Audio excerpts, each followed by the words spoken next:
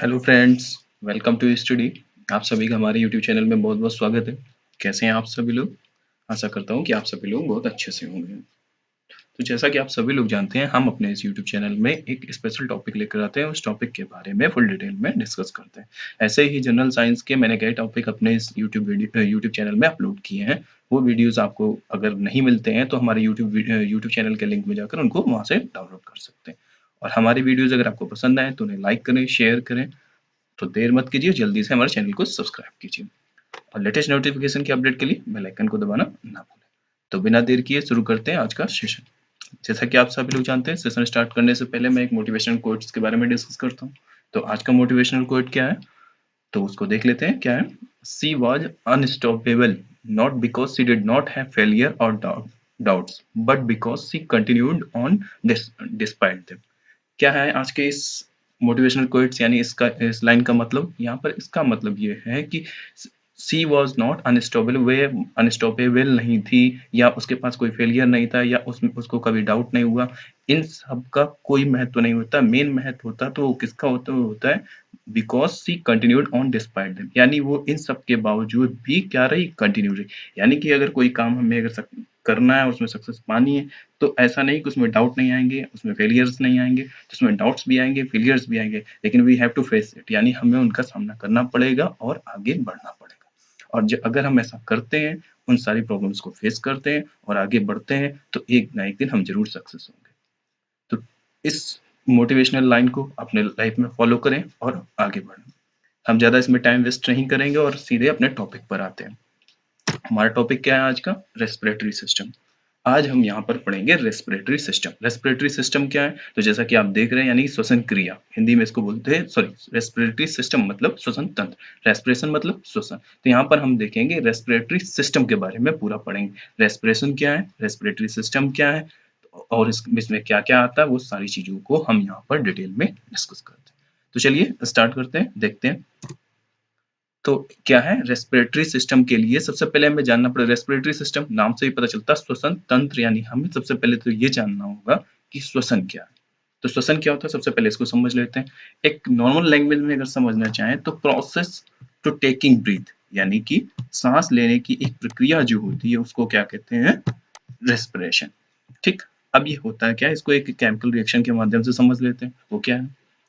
तो यहाँ पर जैसे मैंने मेंशन किया हुआ है, he will understand it through the given blue chemical reaction, यानी इसको नीचे दी गई इक्वेशन के हिसाब से हम समझ सकते हैं क्या होता है। देखिए यहाँ पे क्या आ रहा है, एक ही यूज किया है C6H12O6, मैं सभी कुछ बता दूंगा ये है क्या क्या नहीं। प्लस O2, इसकी अगर आप क्रिया कराते हैं तब क्या होता है, CO2 plus H2O plus energy, यानी कि C6H12O6 क्या हो गया, यानी कि जो हमारा फूड, जो हमने खाना खाया, उसके साथ में क्या जाती है, ऑक्सीजन जाती है। और जब उससे बाहर मतलब उसका केमिकल रिएक्शन होता है तो बाहर क्या निकलती है, CO2 निकलती है, या जैसे कि हमारी उसमें आती है तो CO2 होगा, H2O होगा, उसमें और क्या होगा, एनर्जी। तो यानी कि क्या हुआ, जब भी कोई चीज हमने खाना खाया उसमें ऑक्सीजन भी साथ में गई और CO2 plus O2, sorry, CO2 plus H2O plus energy वहां पर कंज्यूम हुई। यानी कि जो खाना खाते हैं वो लास्ट में जाके एनर्जी में तो कन्वर्ट होता था, तभी तो हमारे शरीर जो होता है, यानी हमारी जो बॉडी होती है वो एनर्जेटिक रहती है, यानी कोई भी कार्य हम कर सकते हैं जब हमें ऊर्जा मिलती है। ऊर्जा में किससे मिली? भोजन से। तो ये प्रोसेस जो होता है, यानी और इसमें क्या होता है, श्वसन का प्रोसेस। श्वसन में क्या होता है, ऑक्सीजन या गैसेस का शरीर के अंदर जाना, बाहर निकलना, ये सारा प्रोसेस क्या है, श्वसन कहलाता है एक तरीके से। अब इंटरनल श्वसन क्या है, यानी कि इंटरनल रेस्पिरेशन क्या है, एक्सटर्नल रेस्पिरेशन क्या है। यहाँ पर दो तरीके के रेस्पिरेशन है, कौन सा, इंटरनल और एक्सटर्नल। वन बाय वन दोनों को देखते हैं कि इंटरनल क्या होता है और एक्सटर्नल क्या होता है।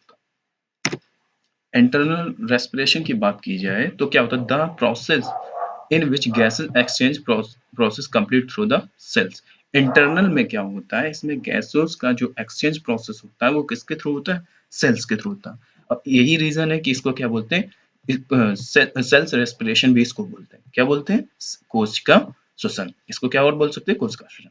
अब ये है क्या, सेल्स, इसलिए मैंने यहाँ पर सेल रेस्पिरेशन लिख दिया था, तो अगर बाय द वे मैं भूल जाऊँ तो यहाँ से बता दूं कि इसको ही सेल रेस्पिरेशन भी कहते हैं। Cell respiration are two type. अब हमने क्या पढ़ा पहले, रेस्पिरेशन रेस्पिरेटरी सिस्टम समझने के लिए हमने रेस्पिरेशन देखा। रेस्पिरेशन में कितने टाइप के थे, एक इंटरनल रेस्पिरेशन था, एक एक्सटर्नल रेस्पिरेशन था। अब इंटरनल रेस्पिरेशन की बात की तो वो क्या था, यानी कि किसके माध्यम से होता है, इंटरनल रेस्पिरेशन सेल्स के माध्यम से होता है।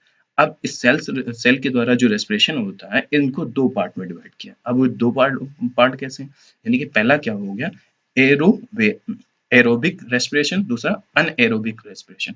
एरोबिक रेस्पिरेशन नाम से ही पता चलता है, यानी कि आक्सीय श्वसन इसको बोलते हैं हिंदी में, और इसको अनएरोबिक रेस्पिरेशन को अनाक्सीय श्वसन, जिसमें ऑक्सीजन होगा उसको बोले। इसको नॉर्मल ज्यादा डीप में नहीं पढ़ेंगे, हम अपनी एग्जाम पर्पज से इसको पढ़ रहे हैं तो केवल इतना समझ लेते हैं।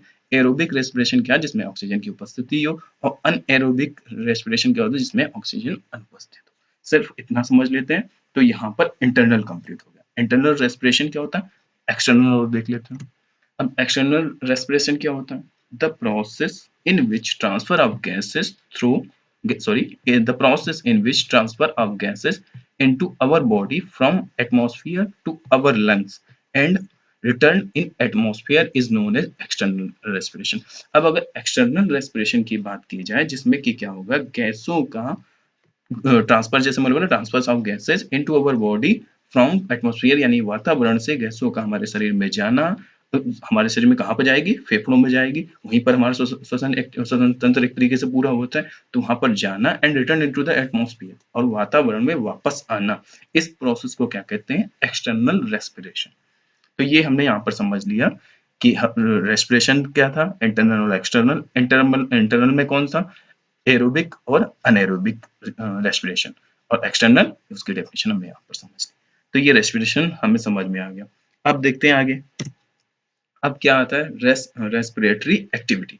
अब ये जो रेस्पिरेशन होता है उसके बाद, यानी कि अगर बात की जाए रेस्पिरेटरी एक्टिविटी क्या, तो वो क्या होती है, taking breath and releasing breath, that process is known as the respiratory activity. Normal से समझ लेते हैं, मैंने बिल्कुल आसान लैंग्वेज में यूज किया है, ताकि अगर आप हिंदी जानते हैं तो हिंदी में भी आसानी से समझ सकें, और इंग्लिश में भी बिल्कुल नॉर्मल इंग्लिश का यूज किया गया है यहाँ पे, ताकि समझने में सके। यानी कि टेकिंग ब्रीथ यानी सांस को लेना और सांस को छोड़ना, इसको क्या कह सकते हैं हम, रेस्पिरेटरी एक्टिविटी यानी श्वसन क्रिया।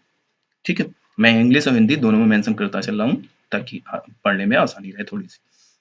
Taking breath is known as breath to breath, यानी सांस लेने को श्वास भी बोलते हैं एक तरीके से, and releasing breath is known as the inhalation. Inhalation क्या होता है, प्रश्वास बोलते हैं इसको। ठीक है, तो ये दोनों यहाँ पर रेस्पिरेटरी एक्टिविटी के बारे में हमने पढ़ लिया। रेस्पिरेशन हो गया, रेस्पिरेटरी एक्टिविटी हो गया। अब पढ़ते हैं कि जो हमारा एक तरीके से रेस्पिरेटरी सिस्टम क्या होता है। तो रेस्पिरेटरी सिस्टम क्या है, हमने रेस्पिरेशन पढ़ लिया, ताकि हमें अब रेस्पिरेटरी सिस्टम पढ़ने में आसानी रहेगी।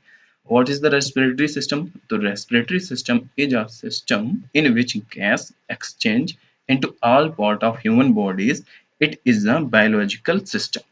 एक ऐसा बायोलॉजिकल सिस्टम जिसमें क्या हो, गैसों का एक्सचेंज हो, किसमें हो, हमारी पूरी बॉडी को हो। तो ये पूरा रेस्पिरेटरी सिस्टम यानी श्वसन तंत्र इसको बोलते हैं, ऐसा तंत्र जिसमें ये सारी प्रोसेस हो, उनको हम क्या कहेंगे, रेस्पिरेटरी सिस्टम।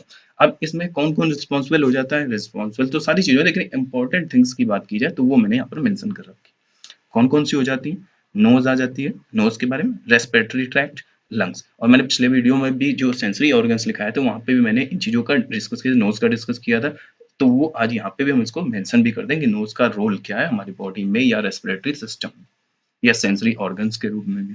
ठीक, तो सेंसरी ऑर्गन्स नॉर्मल समझ सकते हैं कि यहाँ सांस जब हम वो सूंघने के लिए भी काम आती, और ये किसके काम आ रही, रेस्पिरेशन में भी हमारे काम आएगी। तो अब इन सबको यहाँ पर डिटेल में डिस्कस कर लेंगे। तो रेस्पिरेटरी ये ऑर्गन्स हो गए। तो चलिए देखते हैं इन ऑर्गन्स को वन बाय वन करके समझ लेते हैं कि क्या होते हैं और क्या रोल होता है। तो रेस्पिरेटरी ऑर्गन्स में अगर देखें तो नोज अगर है, तो नोज क्या होता है, nose and mouth are the two way for respiration but nose is a good way for respiration।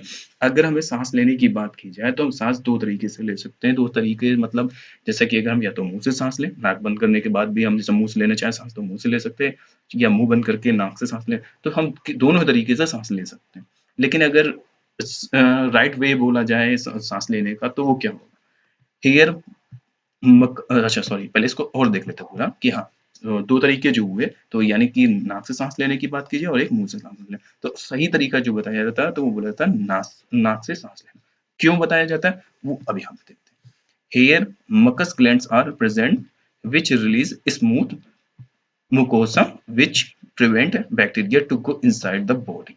ये क्यों होता है हमने अभी बताया कि अगर रेस्पिरेशन हमें करना है तो हम नोज के द्वारा ही करते, सांस लेना है तो हम नोज के द्वारा ही लें, तो क्यों लो, उसका रीजन ये होता है कि यहाँ पे क्या होती है, एक मकस, वो जो मकस ग्लैंड्स होती हैं प्रेजेंट होती हैं यहाँ पर, वो क्या करती हैं, रिलीज स्मूथ मुकोसा, स्मूथ मुकोसा को रिलीज करती हैं उनका। अब ये मुकोसा का क्या काम होता है, इस ये क्या होता है, which prevent bacteria to go inside of our body, यानी कि जो बैक्टीरिया होती हैं सांस लेने के दौरान हमारे बॉडी यानी लंग्स में ना पहुंच पाए, तो वो क्या होता है, वहां पे क्या होता है, ये पाया जाता है, मकोसा पाया जाता है। इसकी वो जो चिकना होता है, इस वजह से अंदर मतलब तेज धूल के कण वगैरह ना जाए, तो उसका क्या कारण होता है, नाक में जैसे कि बाल वगैरह होते हैं, वो हमें मतलब आसानी होती है, वो क्या होता है, जैसे कि बैक्टीरिया वगैरह मतलब जैसे कि कुछ गंदी धूल डस्ट है तो वो वहीं पर रुक जाए और अंदर ना जाए। इसी तरीके से बैक्टीरिया को कंट्रोल करने के लिए क्या होती है, मकस ग्लैंड होती है, और मकस ग्लैंड से क्या रिलीज होता है, स्मूथ मुकोसा। वो क्या करता है, बैक्टीरिया को इनसाइड अंदर जाने के लिए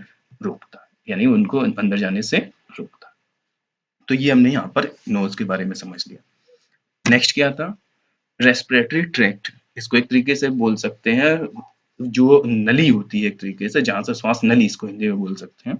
this pipe goes to lungs with food pipe, यानी फूड पाइप जो होता है ये है, यहाँ से जहाँ से खाना जाता है वहां उसके साथ में एक तरीके से ये नली है, एक तरीके से इसका क्या काम है, because this is divided into two branches. पहले ये समझ लेते हैं क्या होता है, जैसे कि जो नली है वो अंदर जाके यानी जैसे फेफड़ों में पहुंचती है तो दो पार्ट्स में डिवाइड हो जाती है, दो उसकी दो ब्रांचेस हो जाती है। दोनों ब्रांचेस में क्या मतलब होते हैं, यहाँ पर होता है one part goes to the left lung, यानी जो पहला पार्ट होता है, पहले दूसरे से मतलब नहीं, एक पार्ट जो है एक तरीके से वो कहाँ पे जाता है, लेफ्ट लंग में जाता है, और दूसरा जो पार्ट होता है and second into the right lung, दूसरा कहाँ जाता है, राइट लंग्स में पहुंचता है। इट इज एन एयरवे, ये एक तरीके से पाथवे भी कह सकते हैं इसका, एक तरीके से किसका पाथवे कह सकते हैं इसका, एयर का, ठीक। और अगर इसकी लेंथ की बात की जाए तो ये कितनी होती है, 4.5 इंच। यह जो रेस्पिरेटरी ट्रैक्ट होती है उसकी लेंथ अगर पूछा जाए, what is the length of the respiratory tract, तो कितनी होगी, 4.5 इंच, ठीक है। तो ये हमने यहाँ पर देख लिया रेस्पिरेटरी ट्रैक्ट क्या होता है, ठीक। नेक्स्ट देखते हैं कि हम लंग्स, अब लंग्स क्या है, जैसे कि अभी बताया था लंग्स में पहुंचता है, और दो दो वो जो अपनी वो इसमें बताया था, ये वाली जो रेस्पिरेटरी ट्रैक्ट्स थी ये दो मतलब ब्रांचेस में ब्रेक होती हैं, तो वो दो ब्रांचेस क्या आ जाती है, लंग्स में पहुंचती थी। तो अब ये लंग्स समझ लेते हैं, लंग्स का क्या रोल है। We have two lungs, left and right lungs, normal सा है, एक लेफ्ट लंग्स है एक right lungs. Right lungs is a smaller than left lung. अगर इनकी कंपैरिजन की जाए कि जो अपना ये लंग्स है, तो लेफ्ट लंग्स जो है वो बड़ा है या दूसरा राइट लंग्स है वो बड़ा, तो इसमें क्या कहेंगे, राइट लंग जो है वो स्मॉलर है किसकी तुलना में, लेफ्ट लंग की तुलना में। It have two air cells, यहाँ पर टू एयर सेल होती है। In the middle of left and right lungs heart is present, या इनके दोनों के मध्य में क्या होता है, हार्ट प्रेजेंट होता है। हार्ट के बारे में हमने डिटेल में डिस्कस भी किया है, हार्ट अटैक क्या होता है, उसकी डिजीज मतलब हार्ट से रिलेटेड ब्लड सर्कुलेशन सिस्टम सब कुछ मैंने अपने पिछले वीडियोस में डिस्कस भी किया, वहां से जाकर आप इसके बारे में डिटेल में पढ़ भी सकते हैं। अब क्या इसका मेन वर्क की बात कीजिए तो फेफड़ों का मेन वर्क क्या होता है, अवेलेबल ऑक्सीजन, ऑक्सीजन अवेलेबल कराना, हमारी बॉडी को ऑक्सीजन अवेलेबल करना किसका वर्क है, लंग्स में, ठीक। तो यहाँ पर हमने क्या देखा पूरा एक तरीके से कि पहले हमारा हमने बात की रेस्पिरेटरी सिस्टम। तो रेस्पिरेटरी सिस्टम समझने के लिए हमें सबसे पहले ये पता होना चाहिए कि रेस्पिरेशन क्या होता है। तो हमने रेस्पिरेशन देखा, रेस्पिरेशन कितने पार्ट्स में डिवाइड था, तो रेस्पिरेशन दो तरीके के हो सकते थे, इंटरनल और एक्सटर्नल। इंटरनल में क्या हुआ था, दो तरीके के थे, ऑक्सीजन एंड अनऑक्सीजन, एरोबिक अनएरोबिक, ठीक। और इंटरनल के बारे में बता दिया था। उसके बाद आया कि रेस्पिरेटरी सिस्टम क्या होता है, तो रेस्पिरेटरी सिस्टम पढ़ लिया। रेस्पिरेटरी सिस्टम में जो रेस्पिरेटरी ऑर्गन्स हैं उनका क्या रोल होता है, तो उनमें लंग्स और जो पाइप, जो हम लोगों ने पाइप के बारे में पढ़ा था रेस्पिरेटरी ट्रैक्ट जिसको बोलते थे, वो देख लिया क्या है, और लास्ट में क्या थे, लंग्स, उनके बारे में भी डिस्कस कर लिया। तो हमारा ये यूट्यूब वीडियो यहाँ पर कंप्लीट हुआ। हमारा ये वीडियो अगर आपको अच्छा लगा है तो इसे लाइक करें, शेयर करें, कमेंट करें, और हमारे चैनल को सब्सक्राइब करना ना भूलें, और लेटेस्ट नोटिफिकेशन की अपडेट के लिए बेल आइकन को दबाना ना भूलें। Thank you.